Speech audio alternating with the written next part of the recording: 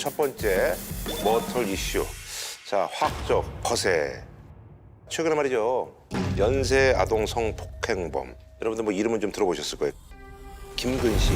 미성년자 11명을 잇따라 성폭행한 미성년자 11명을 성폭행한 혐의로 15년 동안 복역한 김근식입니다. 재범 위험성이 높게 나왔습니다.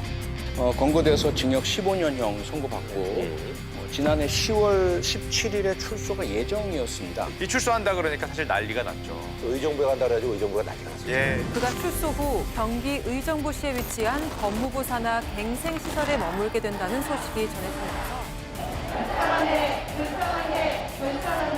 게다가 의정부 시장님이 또 농성, 내가 시장으로 있는 한 도저히 절대로 의정부 안에 발도 못 들이게 하겠다. 쇼킹해. 이러한 성폭행 범죄를 저질렀던 사람 근처에 있다는 상상만 하더라도 너무 끔찍할 것 같아서 사실 그 분노에 대해 저도 공감합니다. 이게 두 아이를 둔 아버지고 저 이게 같이 경험해봤겠지만 그 아파트에 이제 그 어느 정도의 어린 아이를 두고 있으면 성폭력 범죄자들이 출소를 하면 인근에 이사를 오게 되면 고지서가 와요. 그럼 칼라로까지 얼굴로 다 찍혀서 오는데 사실 그걸 보고 할 수 있는 게 없어요. 그래서 이런 사건들을 보고 있으면 되게 무력한 기분도 많이 들고 해서 이렇게 분노 어린 감정이 들죠. 그러니까 작년에 이제 나왔어야 되는 건데 근데 지금 이제 거죠. 재판 중이라는 얘기예요. 네. 그게 왜냐면 또 다른 미성년자를 추행한 건이 밝혀졌어요. 과거의 미제 사건이었던 이제 아동 성범죄 사건이 또 하나 밝혀지면서 지금은 다시 재판을 받고 있는 이제 그런 상황이라고 할 수 있는데 16년 전 저지른 성범죄가 드러나 다시 재판을 받게 됐습니다. 아동을 흉기로 위협해 강제추행한 혐의가 새롭게 확인된 겁니다. 그래서 이제 다시 재판이 시작됐는데 저는 사실 이제 이때 검찰에서 공식적으로 제가 이제 분석을 해와가지고 네네. 가서 이제 검사하고 같이 자료를 봤는데 수법이 점차 발전해 나가고 아주 위험한 이 범죄자예요. 그러니까 김근식이 원래 2000년에 네네. 아동 성폭행을 저질렀다 검거가 돼요. 네. 그리고 징역 5년형을 선고받거든요. 그리고 나서 이제 출소하고 얼마 되지도 않아서 그 연쇄 성폭행을 저지른 거예요.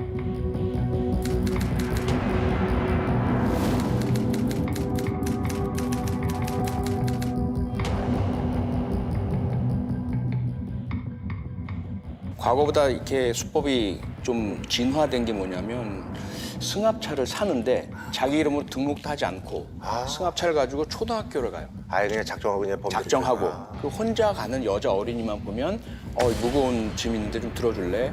어린이의 착한 마음을 이용을 해서 그리고 승합차에 태우고 성폭행하고 이런 범행을 저지르다가 검거가 됐거든요. 그런데 징역 15년.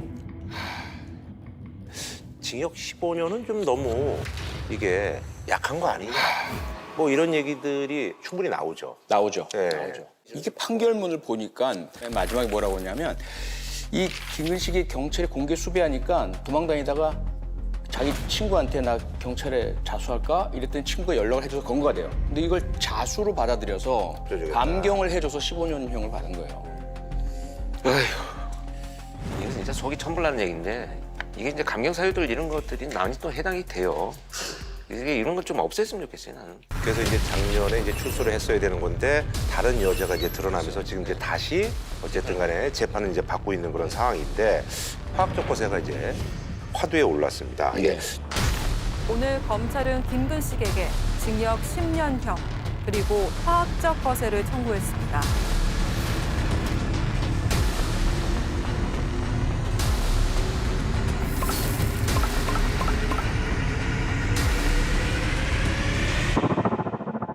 지금 어쨌든 이제 재판이 그 다른 여자 때문에 이제 진행되고 있잖아요. 김근식이 이 아동 성폭행 새로 발견된 것만 말고도요. 수감 중에도 교도관에게도 폭행 저지르고 동료 재소자에게도 폭행을 했어요. 검찰은 김 씨가 교도소에서 교도관을 2차례 폭행하고 재소자를 4차례 상습 폭행한 혐의도 추가해 재판에 넘겼습니다. 이것까지 다 해서 이제 검찰이 12년형 구형을 했는데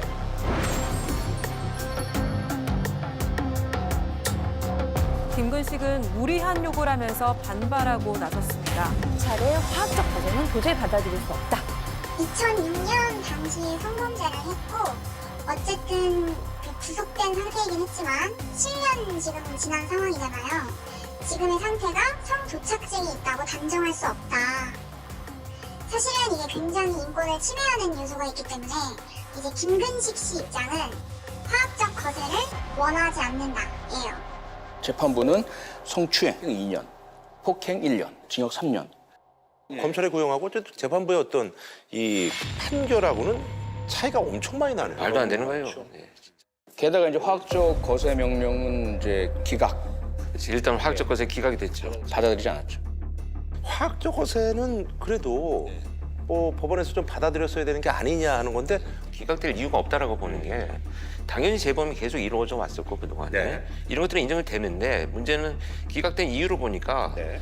영구적인 영향을 초래할 약물이 필요할 만큼 현재 시점에서는 판단하기가 어렵다는 거예요. 현재 시점에서는 그래서 이게 무슨 말인지 저는 이해가 잘 안 가는데 제가 볼 때는 결국은 이 단정하기 어렵다라고 하는 이것이 너무 범죄자의 입장에서만 진행된 그런 판결이지 않나 하는 이제 아쉬움이 있죠. 그러니까 재판부 입장에서는 이제 어쨌든 간에 미래에 일어나지도 않을 일인데 그렇게 하는 것 자체가 아니다라고 이제 판단한 거죠. 그 부분이 이제 그 법조인 혹은 재판부하고 뭐 저희들 범죄 관련해서 일하는 사람들하고 이제 많이 생각이 다른 부분이에요. 미래에 발생할 수 있는 위험을 방지하기 위한 건데 자꾸 재판부에서는 과거에 발생한 그 범죄에 대해서 이미 다 형벌이 이루어졌지 않느냐. 그러므로 추가적으로 이러한 조치를 내리는 거는 인권 침해다 이런 시각을 가지고 있단 말이죠. 김근식 판결이 이제 3년에 이제 확정 거세는 하지 말라고. 네. 이거에 대한 어떤 그 검찰의 입장은 항소죠. 당연히 항소고요. 양형부당 너무 형량이 낮다. 그때 또 하나는 화학적 거세 명령을 왜 기각하셨느냐. 이거 부과해달라. 두 가지 이유로 항소를 했고요. 피고인 측도 또 항소했습니다. 피고인 측은 징역 3년형 너무 무겁다. 네, 또 양형부당. 항소 좀 봐야 될 것 같아요. 성폭력 범죄가 많이 일어난 상황에서 그래서 또 이제 많은 분들이 또 여기에 대해서 좀 분노하고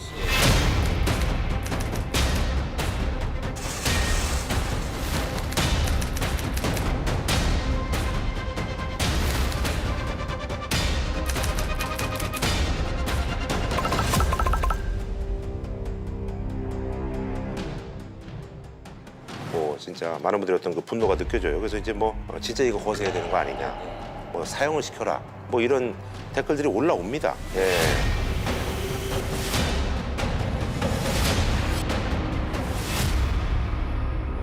자, 최근에 말이죠. 이제 8월 23일 날 진행된 공판에서 이제 김근식 정신 감정의가 화학적 거세가 필요하다라고 했는데 이제.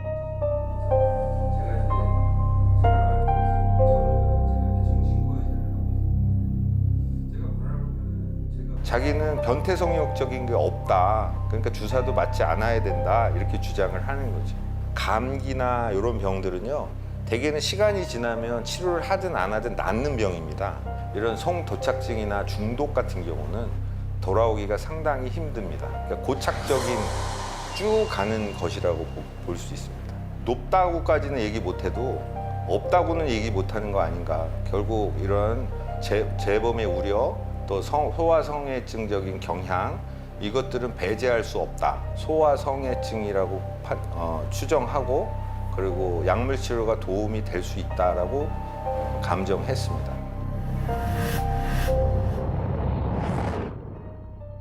사실은 화학적 거세라는 표현 말씀 주신 것처럼 그렇게 정확한 표현은 아니고요.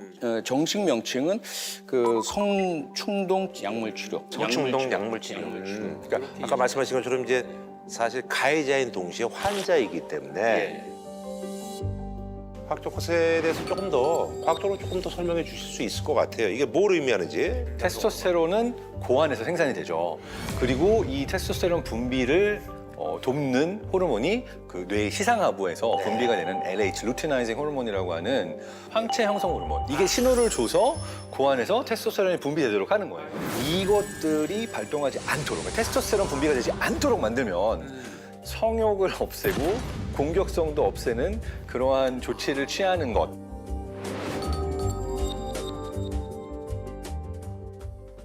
주로 사용된 게 루클이나 졸라덱스 같은 거. 근데 이게 고환암이나 전립선암 환자들을 치료할 때 썼던 거거든요.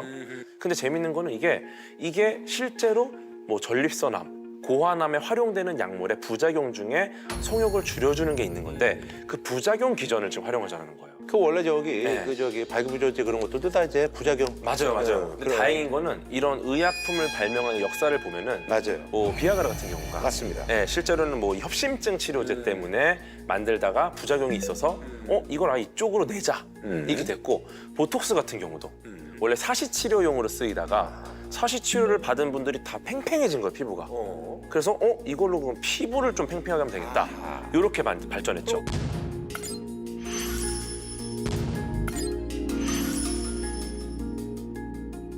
언제 어떤 사건을 계기로 도입이 된 건지 좀 듣고 싶습니다.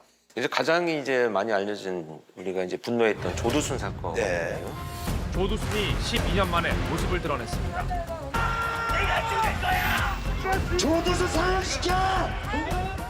그 뒤로도 이제 뭐 연쇄 아동 성범죄가 이제 계속 발생을 했어요. 다음 달 뭐 이렇게 막 발생을 하다 그 보니까 당시에 예. 계류 중에 있었던 화학적 거세 법안이 이제 처리가 되는 거죠. 이른바 화학적 거세가 실시됩니다. 화학적 거세법이 국회에서 통과됐습니다. 이 조두순이 마치 엊그제 같지만 사실은 형을 받은 게 2009년이니까 실제로 범죄 되게 오래된 범죄예요. 2009년에 형을 받았기 때문에 화학적 거세가 도입되기 전에 됐기 때문에 당연히 조두순은 이 대상이 아니었습니다. 소급 적용을 할 수가 없으니까요. 예. 근데 이게 사실은 모든 어쨌든 간에 성범죄자들한테 이게 화학적 거세를 얘기할 수는 없는 상황이잖아요. 주로 그러면 이게 어떤 범죄자들한테 이게 적용이 되는지도 궁금해요. 일단 우리 법에 정해진 거는요. 성폭력 범죄자 중에서도 재범 위험이 있다라고 인정되는 19세 이상의 성도착증 환자가 대상입니다. 정신과 전문의, 진단이 필요하죠. 소화기호증이라든지 또는 뭐 성중독증이라든지 그렇게 정신과적으로 진단이 가능한 성도착이 확인되어야만 이게 뭐 성충동 치료 약물 치료니까요. 그 대상이 됩니다. 이 화학적 거세가 여러 가지 다 이게 따져봤을 때 실효성이 있는지 아니면 생각만큼 실효성은 없다라고 보시는 거예요. 실효성이 있다. 있다. 일단은 생각하시는군요. 일단이고. 그래서 효과는 확실히 있는 것 같긴 합니다. 별로 없다. 별로 없다. 네. 실효성이 좀 떨어진다라고 봅니다.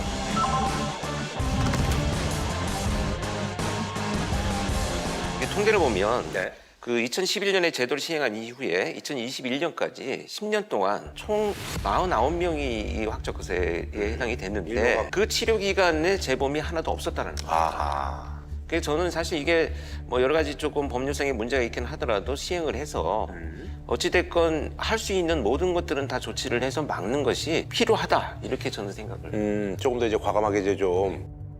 그래서 효과는 확실히 있는 것 같긴 합니다. 있는 것 같긴 하고 다만 아직 뭐 이렇게 엄청난 이게 왜냐하면 화학적 거세가 세계 모든 나라에서 하는 게 아니거든요. 네. 세계 모든 나라에서 했으면은 뭔가 사례도 많고 그렇죠. 수십 년에 걸쳐서 예. 쌓인 데이터가 있을 텐데 그게 아니에요. 사실은 유럽에서 주로 하고 아시아에서 우리나라가 최초로 한 셈이고 아직 쌓여 있는 데이터가 충분하지 않은 것도 있고. 결정적으로 부작용에 대해서 어떻게 되냐는 것도 아직은 조금 미지수인 것 같아요. 우리 표창 교수님께서는 어떻게 생각하세요? 물론 없진 않죠. 네네, 없진 않지만 너무 이게 효과적이라는 그 기대를 하고 있다 보니까 과신을 하다 보니까 놓치는 부분이 있어요. 아하. 이 조셉 프랭크 스미스라는 그 아동 성범죄자한테 화학적 거세를 이제 실시한 거예요. 그런데 이 사람이 또 아동 대상 성범죄를 저질렀습니다. 거세를 했음에도 불구하고 화학적 거세를.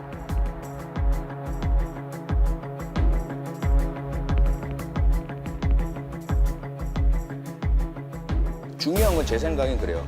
성범죄는 고환 때문이 아니라 뇌 때문에 발생한다. 이게 체크에서는 실제 그 물리적 거세도 하거든요.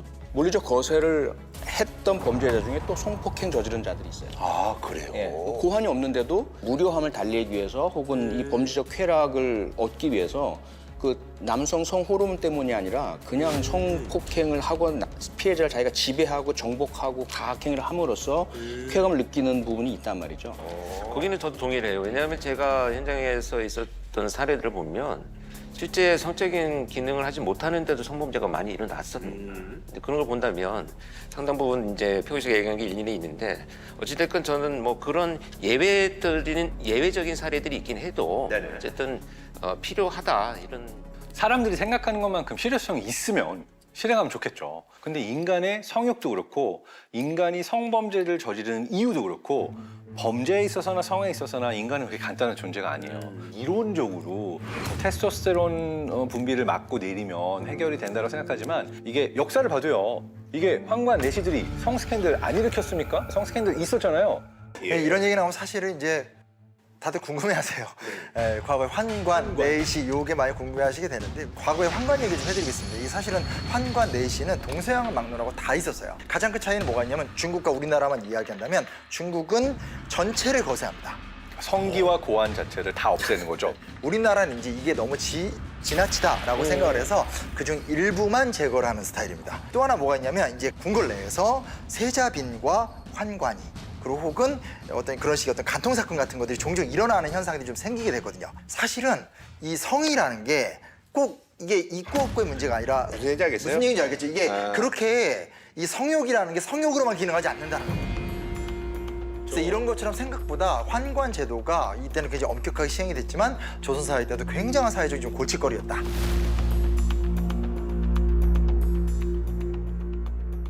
그다음에 또 문제는 뭐냐면은 이 중단하잖아요. 그러면 원상복귀 돼요. 그 평생 치료 명령을 내리지 못하다 보니까 언젠간 중단해야 될 텐데 중단하게 되면 말짱 도루묵이 된다는 이야기예요. 아예 교도소에 더 오래 가두는 게 더 낫다. 미국이나 뭐 이런 나라들처럼 뭐 종신형으로 그냥 해버리면 제일 좋을 텐데 지금 우리 법상은 그게 불가능하고 또 여기에 또 문제가 되는 것 중에 하나가 화학적 거세를 당한 상태에서도 또 다른 약물을 통해서 내가 성적 기능을 회복하게 만들 수 있는 여지도 남아있지 않은가라는 문제도 있는 거죠. 다른 약을 먹으면 중화가 되는 거예요? 이 경우에도 우리가 인위적으로 다른 물질을 사용해서 이 성적인 기능이 발동하도록 만드는 것이 아주 불가능하진 않다라고 알려져 있으니까 비가역적이지도 않고 그다음에 이게 완벽하게 거세라고 부르기도 어려운 거죠. 그래서 사실 이 성충동 약물 치료에 관한 법률, 소위 말해서 화학적 거세법에는 그 명령을 어기거나 도주하거나 치료를 받지 않거나 투약하지 않거나 또는 이걸 상쇄시키는 약이 또 있어요. 이걸 투약하거나 하면 처벌하도록 돼 있습니다. 아, 그래요? 네, 그러면 이제 7년 이하의 징역 또는 2천만 원 이하의 벌금에 처한다.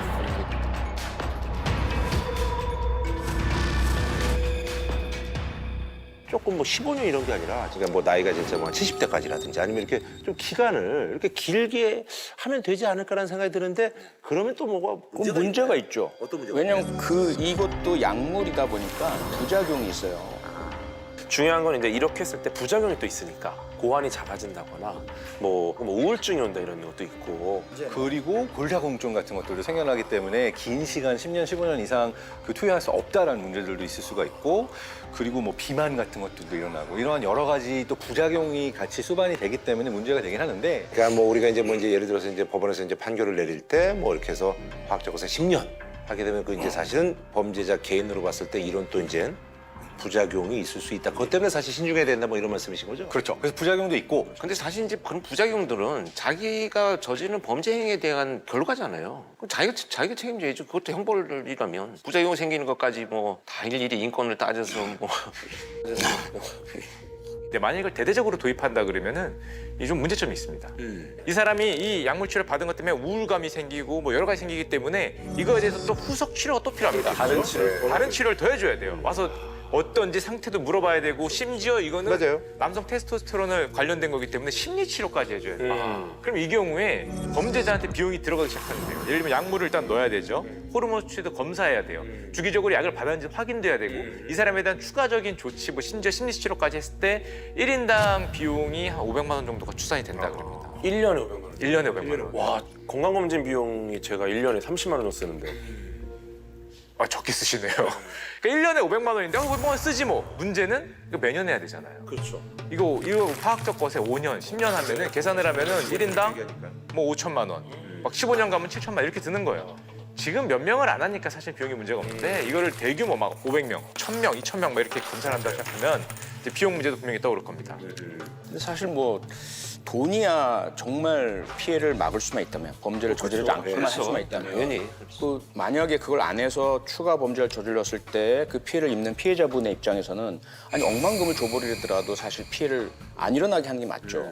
돈 생각만 할 건 아니지만 정말로 그게 장기적이고 좀 그 효과가 있느냐. 뭐 저도 이제 얘기를 듣고 보니 또 우리 이게 진짜 완전한 어떤 그 대안은 되기는 좀 힘들 것 같긴 해요. 그렇다고 또 물리적 거세를 또 이렇게 할 수는 또 없는 상황이잖아요. 할 수는 없어요. 사실 지금 뭐 여러 가지 문제 때문에 물리적 거세를 하는 나라도 있긴 있잖아요. 있어요. 아직까지 유럽에서 물리적 거세하는 나라도 있는 걸로 알고 있어요. 맞아요. 그 중에 가장 세게 나가는 나라가 체코입니다. 체코는 물리적 거세를 하는데 어느 정도냐면 2009년부터 10년간 무려 94명을 물리적 거세를 했어요. 그러니까 이 주변국에서 막 인권 유린이다 온갖 비판을 다 하는데 아랑곳하지 않고 물리적 거세를 했는데도 또 성범죄를 저지르는 케이스가 발생하니까 최근 체코에서는 아예 어떤 성욕이 일어나는 중추신경계 쪽을 아예 차단을 해서 더 강고한 물리적 거세를 시도하는 실험까지도 그 재판까지도 진행을 하고 있다는 보고가 들어오고 있죠. 독일과 덴마크의 경우에는 물리적 거세를 시행을 하다가 그것을 없애고 그렇죠. 화학적 거세로 넘어갔죠. 근데 체코는 둘 다 해버리는 그런 케이스네요. 그렇죠.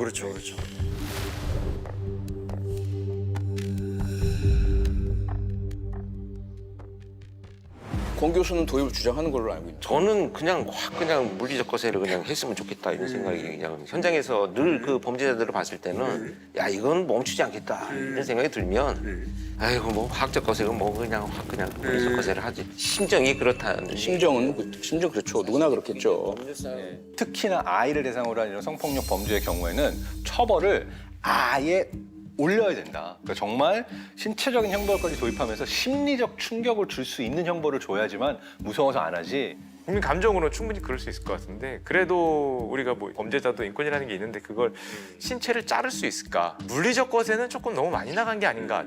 비용 면에서는 그 물리적 거세가 더 저렴한가요? 물리적 거세는 비용이 거의 안 들겠죠, 사실. 한 번에 처리하니까. 이게 조금 긍정적인 면을 보자면은 예를 들어서 이제 물리적인 거세가 비용이 좀 덜 들면 경제적인 측면에서 좀 설득할 수 있잖아요.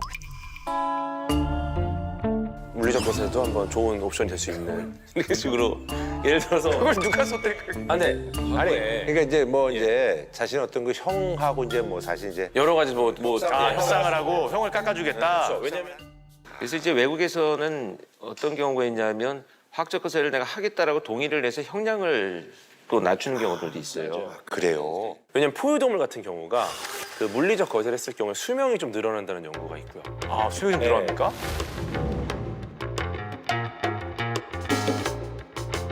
우리의 생식기에서 무언가 생식 활동을 도와주는 그 기관이 실제로 굉장히 전력을 많이 쓰는 거죠. 에너지를 많이 쓰는. 네, 그래서 어떻게 우리가 보조 배터리가 하나 있는데 여기다가 기기를 많이 꼽을수록 빨리 닳잖아요.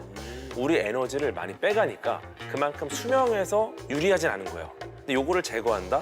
훨씬 오래 쓸 수 있죠, 이 에너지를. 실제로 과거에 이제 환관분들도 수명이 꽤 길었었어요. 저는 그냥 빨리 죽겠습니다. 네, 예, 조금 에너지 빨리 쓰고 아니 저는 수명이 좀 늘어난다 그래도 그냥 열심히 빨리 살겠습니다. 저도요. 그럼 이제 화학적 거세를 하는데 여러 가지 이제 또 사실 이제 보완해야 될 점들이 있잖아요. 뭐 의견들은 어떠세요? 결국 일찍 내보낼 수밖에 없다면 현실적인 방법이 이거밖에 없는 거죠. 네네네. 근데 일찍 내보내지 않는 방법이 있잖아요. 조두순 논란 때도 왜 징역 12년형밖에 선고하지 않았느냐. 종신형 내지는 그에 걸맞는 30년형, 35년형 했으면 뭐 화학적 거세명 이런 거 필요 없지 않느냐. 그렇죠? 그런 부분들을 아직까지 우리 그 법조계나 법학계에서조차 이 성범죄를 어떻게 보고 있냐면 살해하지 않았지 않느냐. 생명을 해치지 않은 범죄인데 그렇게 그렇게 따지면 이제 뭐 살인보다는 우리가 살인보다 그렇죠. 더 형량을 이제 뭐 때릴 수는 없다. 그렇죠. 그런 인식이 있으니까 대안으로 자꾸 뭐 전자발찌며 뭐 화학적 거세며 이렇게 나온 건데 저는 개인적으로 좀 인식을 바꿔야 된다. 네, 성범죄도 어떻게 보자면 인격 살인이다. 당연하죠. 네, 그래서 좀 삶을 파괴하는 거예요. 네, 본질적으로 저 교도소에서 있는 형량을 늘리고 저는 아쉬운 것 중에 하나가 이 범죄가 저질러졌을 때 감경해주는 사유로 초범 민점이 가장 많아요. 그러니까 무슨 얘기냐면 성범죄로 재범을 저질러서 잡힌 범죄자들을 보니까 41%가 첫 번째 범죄에서 전부 집행유예를 받은 범죄자예요. 그러니까 범죄를 분명히 저지를 수 있다는 것을 알고 있는 아동 성범죄의 유형임에도 불구하고 그런 양형 기준들 때문에 내보내고 나니까 이게 또 강화되는 이런 문제가 생기는 부작용이 있다는 거죠. 그러니까 초범이라는 것도 그렇지만은 반성하고 있다. 이건 반성문 내거나 합의 보면 반성하고 있다고 받아들여줘서 감형을 해줘요. 반성문이 다 어떻게 시작을 합니까? 존경하는 판사님께 반성문을 써요. 왜 판사한테 반성문을 쓰는 거예요? 피해자한테 반성문을 써야 되는데. 근데 그걸 가지고 반성하고 있으며라는 양형 기준 그대로 살려놓고 있으니까 그러니까요. 이걸 반성했다라고 이제 인정을 하는 거잖아요. 네, 사실 이제 이 성범죄 재범에 대해서 부정적인 결과를 나타낸 사례도 있긴 있어요. 네, 예를 들어서 1981년부터 95년까지 해외 연구 논문 5개를 봤더니 약물 치료를 해도 재범률이 최대 18%였다. 나오더라. 네, 근데 여기서 약물 치료랑 심리 치료를 같이 병행했더니 재범률이 1%로 떨어집니다. 그래서 이게 뭐 근본적인 치료가 아니라 약물에 의존해서 하는 치료이기 때문에 끊는 순간 돌아가니까. 예, 그래서 이거를 돈도 많이 들어가고 그 기간이 또 정리되는 순간 끝나버리니까 정말 그냥 미봉책 아니냐.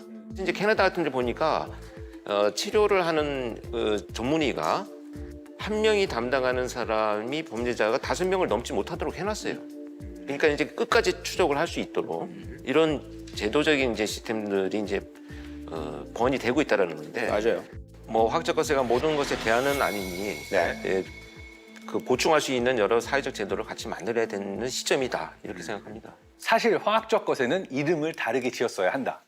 차라리 호르몬 테라피 이러면은 사람들이 생각하는 답이 다르지 않을까. 야, 이 사람 진짜. 그래서 용어를 좀 바꿨으면 좋겠어요. 화학적 거세. 예, 화학적 거세라 그러니까 이 받는 범죄자도 그렇고 국민들의 관심이 이 단어에 쫙 쏠리는 거예요. 우리가 옛날에 그 거세하는 그거를 자꾸 그러니까 인식을 사실 하다 보니까 이게 이제 정확한 워딩도 아니고 단어가 좀 자극적이긴 해요. 네, 좀 자극적이에요. 이거를 예를 들면 법적으로는 성충동 약물 치료라고 한다는데 약물 치료를 받겠습니까 안 받겠습니까 하면은 그냥 뭐 치료니까. 치료니까 받겠습니다 하면 별로 국민적 관심도 아니고 원래 조현병 걸린 분들도 약 먹고 우울증 걸려도 약 먹듯이 성충동이면 약을 먹는다 이렇게 생각할 수 있는데 화학적 거세 그러니까 굉장히 무서운 어떤 그러니까.